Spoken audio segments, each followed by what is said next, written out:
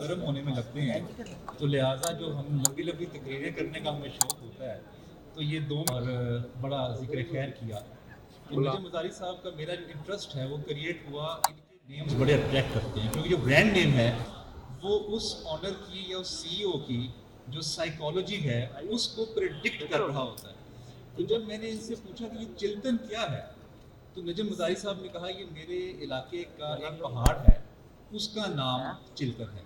तो मुझे बड़ी खुशी हुई कि लाहौर में आके इन्होंने अपना जो इलाका है कोयटा में उसको रिप्रेजेंट किया। नजम मज़ारी साहब ने अपने इलाके का नाम रखा, मेरा इनके साथ फिर बड़ा इंटरेस्ट डेवलप हो गया। फिर इनके साथ मुलाकातें हुई और इन्होंने अपना विजन शेयर किया।